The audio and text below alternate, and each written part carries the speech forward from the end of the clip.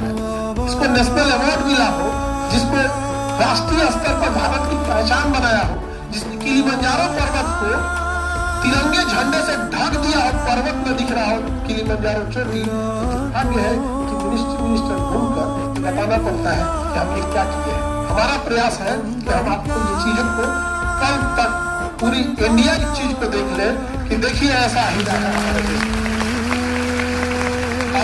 ये प्रेरणा मैंने समझी कि जीवन प्यार आपको बहुत सता देता है।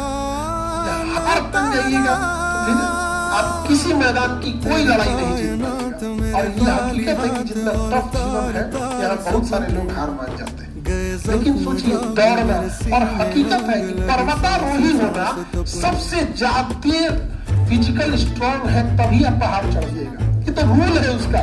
पहाड़ चढ़ने वाले को पहले अच्छी साइकिलिंग आनी चाहिए ताकि उसकी स्टेमिना बन सके। बहुत टफ होता है पहाड़ चढ़ना। ऊपर जाइएगा ना ऑक्सीजन नहीं रहेगा, ठंड इतना रहेगा, दिमाग कॉन्शियसनेस काम करना छोड़ देता है। आप गाड़ी में बैठ के केवल पहाड़ पे चढ़िएगा ना, आपको वोमिटिंग टाइप का आने लगे। जिसको वोमिटिंग नहीं भी आता है ना, तो उसको ऊपर जाने लगा तो उसको वोमिटिंग टाइप का आने लगा, सर दर्द होने लगे, क्योंकि हाइट उतना ज्यादा होता है। आप समझ रहे हैं 20,000 फीट की हाइट क्या होती है? ये 10-12 हजार फीट की ऊंचाई पे हेलीकॉप्टर उड़ता है, 30,000 फीट के ऊपर पे जहाज उड़ते हैं, और 20-22 हजार होना मतलब जहाज के इक्विवेलेंट।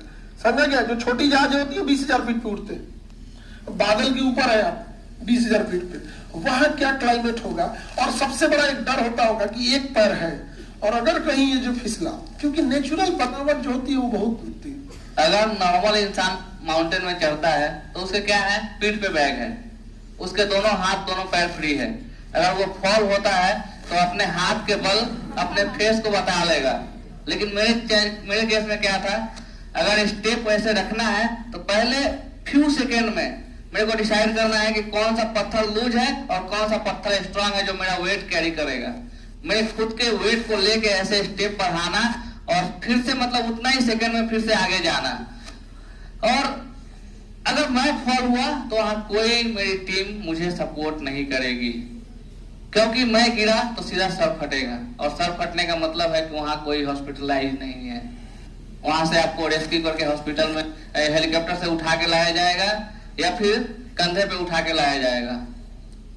और अभी सर बताया तो मुझे एक और चीज याद आई कि जब हॉस्पिटल से घर आ रहा था तो मंदिर, रास्ते में एक मंदिर पड़ा। मैं भगवान से क्वेश्चन किया, क्या भगवान 125 करोड़ में मैं ही मिला था जिसको तुमने पैर ही ले लिया। लेकिन जब किलिमंजारो, जब प्रेसिडेंट और शून्य से शिखर तक पहुंचा